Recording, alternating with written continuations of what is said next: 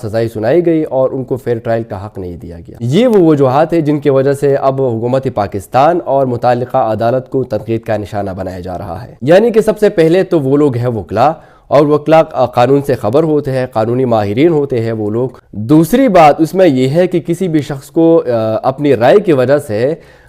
ریاستی اداروں کا سامنا نہیں کرنا چاہیے، عدالت کا سامنا نہیں کرنا چاہیے۔ تیسری بات یہ ہے کہ ان کو عدالت جاتی ہوئی گرفتار کیا، یعنی اس کیس کے سماعت ہو رہی تھی عدالت میں، اسی افضل مجوگہ کے عدالت میں، جس افضل مجوگہ کی عدالت نے یہ فیصلہ سنائی ہے، اسی افضل مجوگہ کے عدالت میں ہو جا رہی تھی، ان کو راستے پر گرفتار کر لیا گیا۔ اور نمبر 4 یہ کہ ان کو فیئر ٹرائلز کا حق نہیں دیا گیا،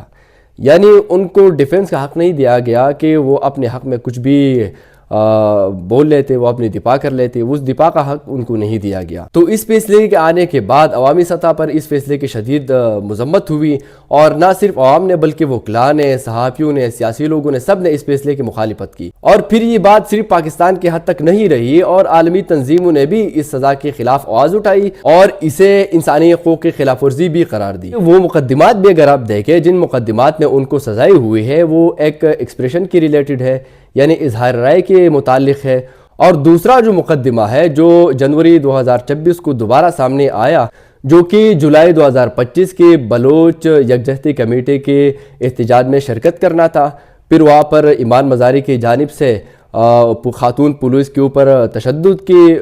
مقدمہ ہے۔ تو ایک کیس ہو گیا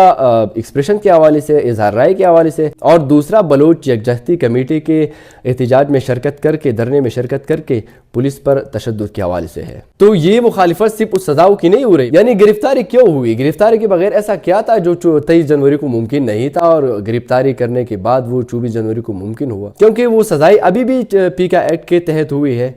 اور وہ پھر بھی پیکا ایکٹ کے تحت ہونے تھے، ابھی بھی ان مقدمات میں ان کو سزائیں ہوئی ہے، اور پھر بھی ان کو ان مقدمات میں سزائیں ہونی تھی۔